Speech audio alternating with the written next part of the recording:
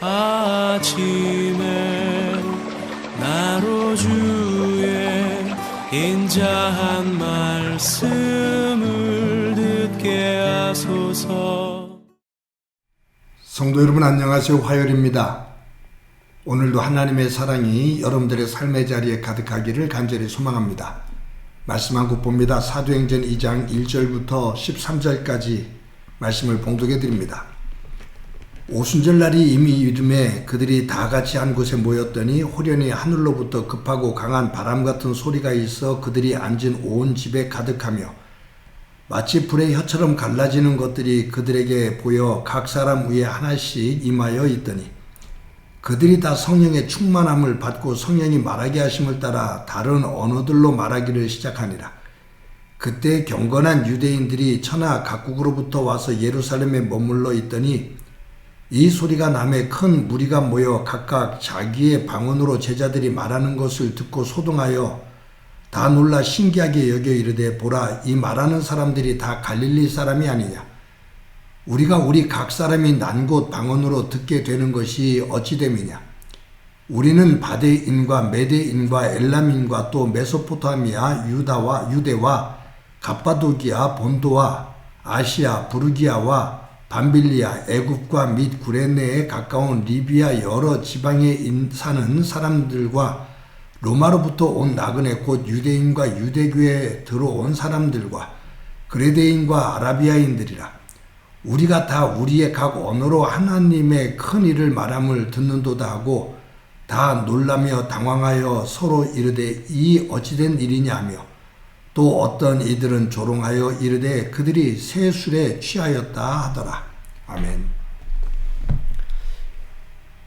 예수님께서 승천하시면서 제자들에게 약속하신 하나님의 영이신 성령이 임할 때까지 예루살렘을 떠나지 말라고 그렇게 명하셨습니다. 제자들이 예루살렘에 들어와서 마가다락방에 모이죠. 그때 함께 모인 사람들이 약 120명의 성도들입니다.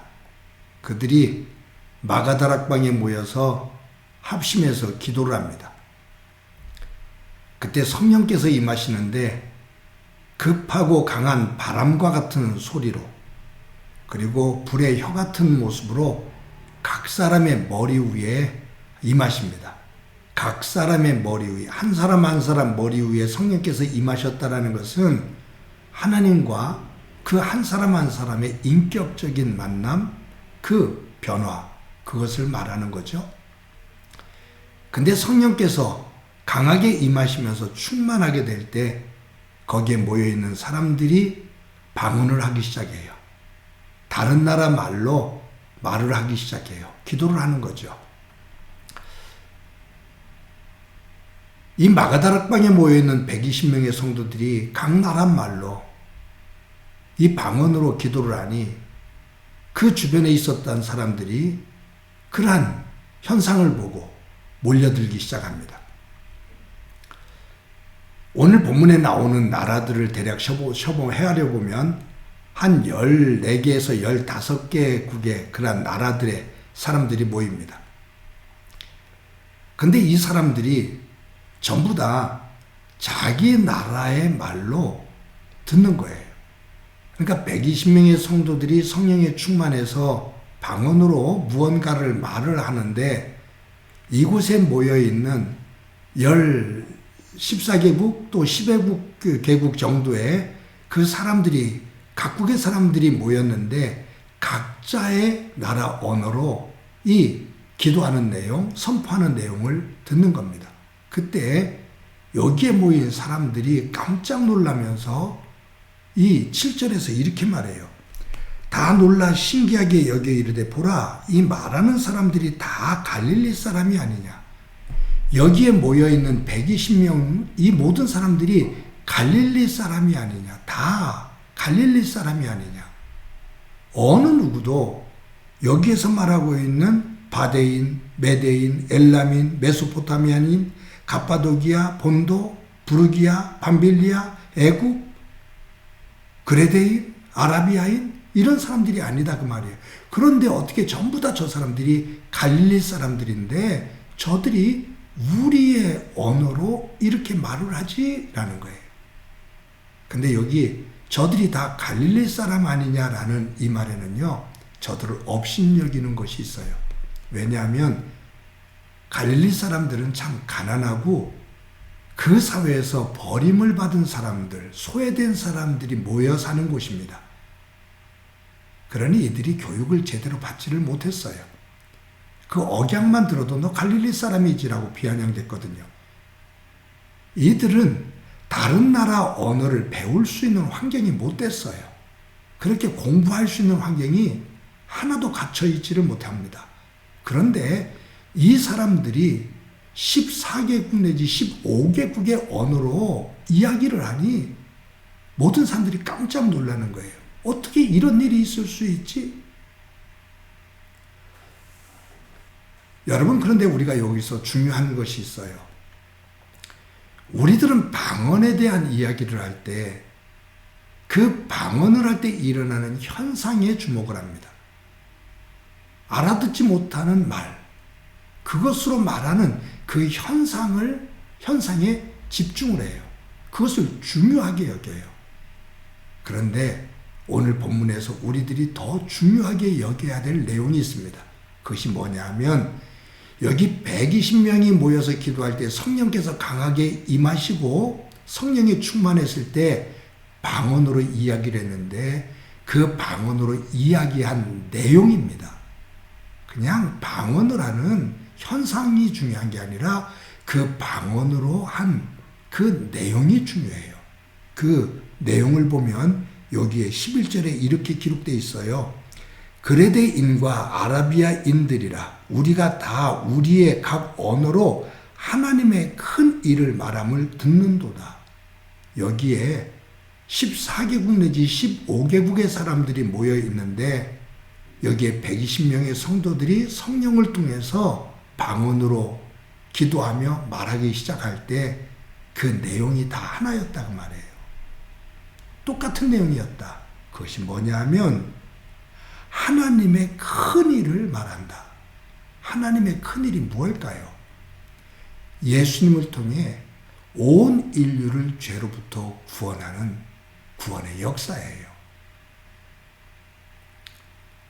하나님의 은혜, 인류를 구원하는 하나님의 놀라운 은혜에 대한 이야기예요.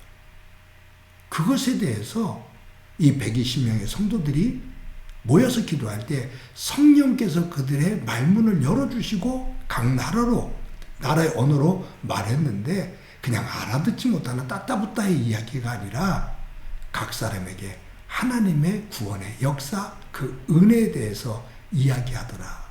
그 말이죠.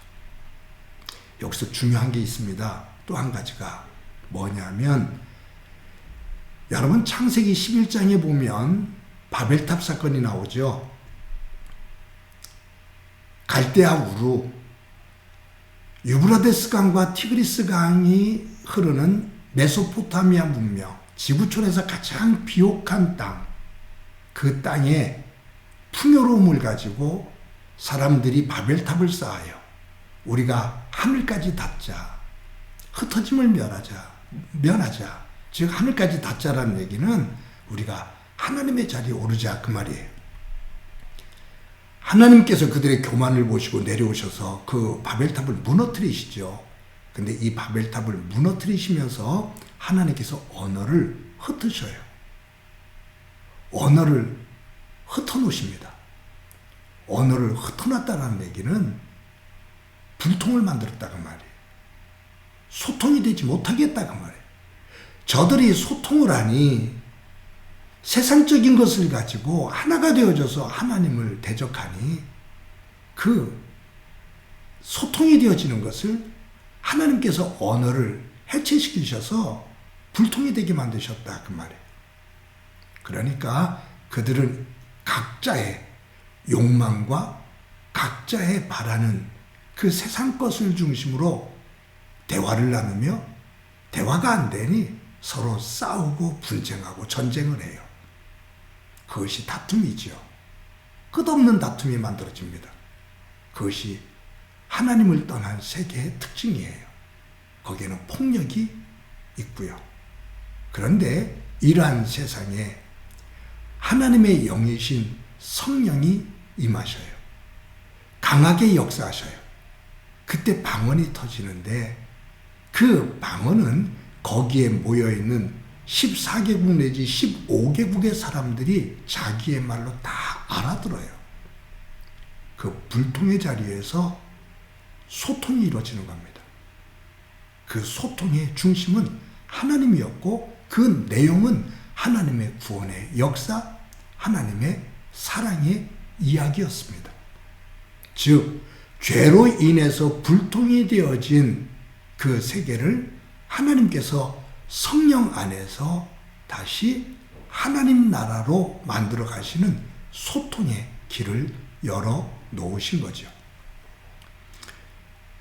여러분, 통신기술이 무척 발달됐죠. 이제는 세계 어디에서든지 그냥 그 자리에서 전화를 하고 화상을 통해서 대화를 나눕니다. 소통할 수 있는 도구는 곳곳에 무궁무진하게 발달이 되어 있습니다. 그런데 우리는 이러한 통신기술이 발달되어진 소통의 다양한 도구들을 가지고 있음에도 불구하고 우리가 살고 있는 21세기를 불통의 시대다 그렇게 말합니다. 우리가 사용하는 통신의 도구는 최첨단인데 현장은 불통이에요. 모두가 소통해야 된다, 소통해야 된다라고 말하지만 우리는 불통의 시대를 살고 있습니다. 얼굴을 서로 대하고 대화를 나누지만 대화가 안 돼요. 왜냐하면 각자 원하는 것, 자신의 욕망, 그것을 중심으로 이야기하다 보니 대화가 아닌 독백이 되죠. 독선이 됩니다. 그러니 말은 해도 소통이 안 돼요. 사랑하는 성도 여러분, 저희들이 이제 사도행전을 큐티합니다. 마가다락방에 성령께서 임하시면서 일어난 이 방언의 역사. 잘못하다 보면 방언이라는 현상에 집중하면서 이 방언의 의미를 왜곡시킬 때가 있어요. 방언의 진정한 의미는 하나님의 나라입니다. 하나님의 정신을 중심으로 소통되어지고 하나가 되어지는 겁니다. 오늘 저와 여러분이 하루를 살아갈 때 하나님과 단절되어진 불통의 모습이 아니라 성령 안에서 하나님과 소통하는 삶이 되기를 소망합니다. 성령 안에서 사람과 사람이 소통하는 그러한 삶을 살아가기를 소망합니다.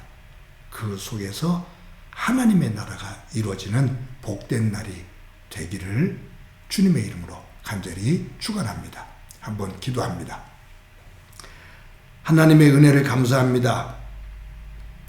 사도행전을 읽으며 이 2장에서 방언이 일어나는 현상에 우리가 주목하면서 이 현상만을 바라보고 이 방언의 의미를 왜곡시킬 때가 참으로 많은데 저희들 성령님 안에서 바르게 말씀을 깨닫고 불통의 시대 속에서 하나님과 소통하고 믿음의 사람들과 소통하고 그 안에서 예수 믿지 않는 이들과 소통하며 하나님의 나라를 이루어가는 소중한 삶이 되도록 은총 베풀어 주옵소서. 오늘도 그와 같은 한 날 살게 하옵소서. 예수님의 이름으로 기도드립니다. 아멘.